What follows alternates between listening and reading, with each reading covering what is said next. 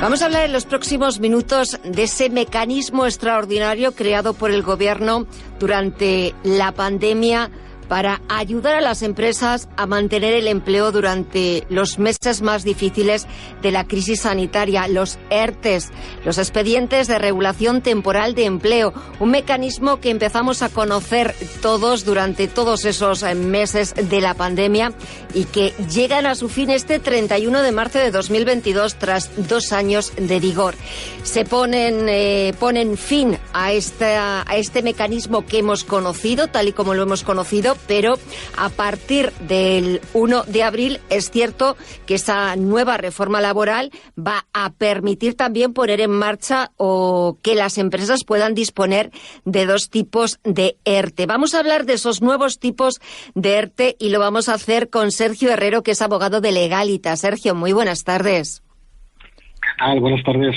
Porque los ERTE, tal y como los conocemos y los hemos conocido durante 2 años, llegan a su fin, 31 de marzo de 2022. Esa es su fecha de poner punto final. Pero es cierto que la reforma laboral pone a disposición de las empresas, porque aún muchas de ellas no han salido de la crisis y encima en las circunstancias en las que estamos ahora, pero sí que es verdad que también ponen a disposición de las empresas otros mecanismos, ¿verdad?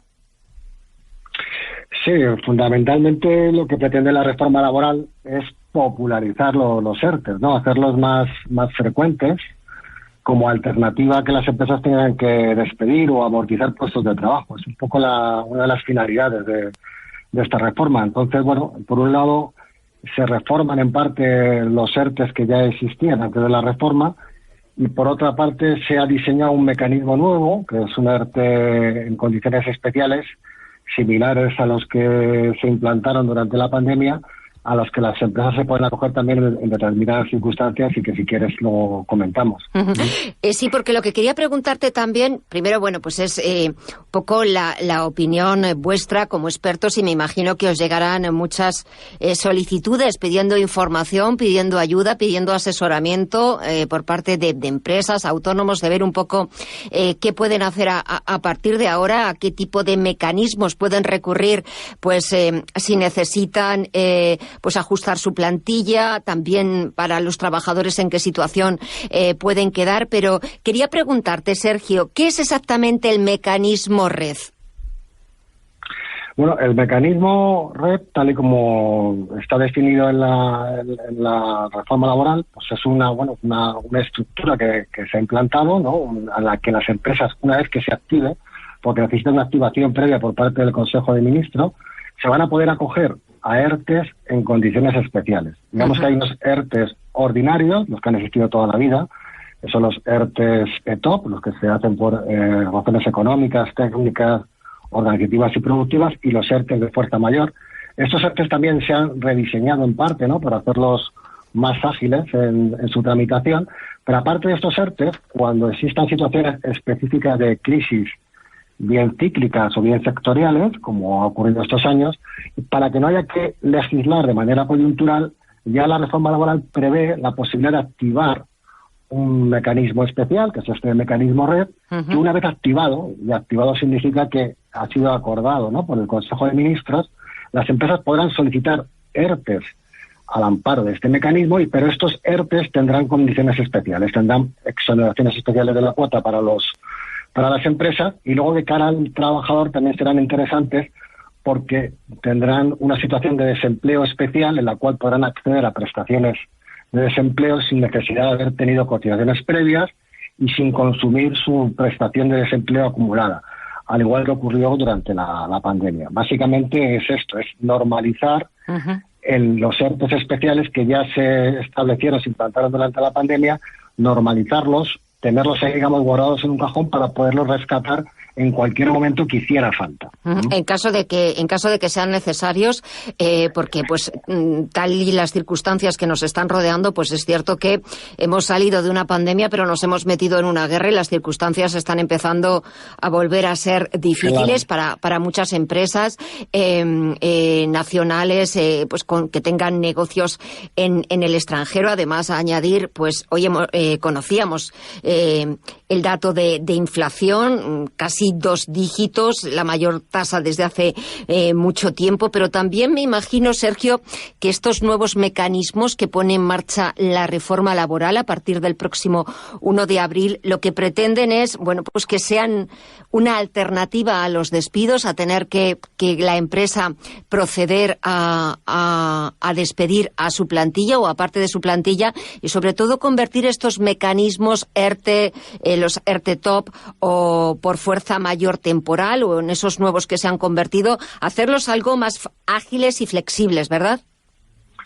Sí, esa es la idea. El ERTE ya existía, ¿no? Ya incluso anterior a la reforma del 2012, incluso antes ya existía una figura parecida. Uh-huh. Lo que pasa es que aquí lo que se busca es hacerla más atractiva, ¿no? Digamos que la tramitación anterior era un poquito más compleja, un poquito más alambicada y era menos interesante. Ahora se busca los ERTEs, por ejemplo, los que son los más normales, los que se tramitan por causas económicas, técnicas, organizativas o productivas, pues que se reduzcan un poco los plazos en su tramitación, la forma de tramitarlos, ¿no? El hecho, por ejemplo, de que no haga falta ya tener que dar traslado al Servicio Público de Empleo de toda la información del ERTE, sino que el Servicio Público de Empleo va a poder acceder a un archivo común, ¿no? Para poder acceder a esos datos. La posibilidad de poder prorrogar el ERTE una vez arrancado mientras esté vigente sin necesidad de tramitar otro ERTE. Pues una serie de facilidades de tramitación que los van a hacer más interesantes y más atractivos para las empresas, ¿no? Uh-huh. Y eso en cuanto a los ERTEs top, ¿no? Luego también, en cuanto a los ERTEs de fuerza mayor, pues la pandemia también los ha ampliado un poco, ¿no? En el sentido de que nos hemos dado cuenta que junto a la fuerza mayor temporal de carácter natural o propia, ¿no? En la que todo el mundo conocemos, puede haber luego una fuerza mayor de carácter administrativo, ¿no? Que es cuando las autoridades te prohíben a ti como empresario poder emprender un negocio o poder seguir tu actividad por razones ¿no? de una decisión administrativa que paralice esa actividad, ¿no? Como ocurrió durante la pandemia. En esos casos también te vas a poder acoger a un ERTE de fuerza mayor. Lo digo porque estos ERTE de fuerza mayor son más interesantes que los de los ETOP, porque uh-huh. están beneficiados de exoneraciones de la cuota mejores, ¿no? Están más bonificados, ¿no? Uh-huh.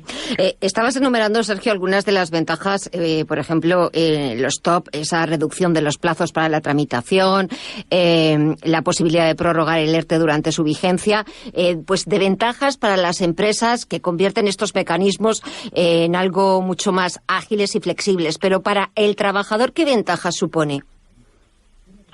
Para el trabajador, siempre y cuando se cojan a ERTEs del mecanismo REP. Los otros ERTEs, en principio, cuando accedan a ellos, van a consumir su prestación de desempleo como lo consumían antes. Tienen alguna ventaja adicional que puedan tener, y es que ahora un poco se premia también a las empresas que al tramitar un ERTE, pues se acojan a un programa de formación a sus empleados, ¿no?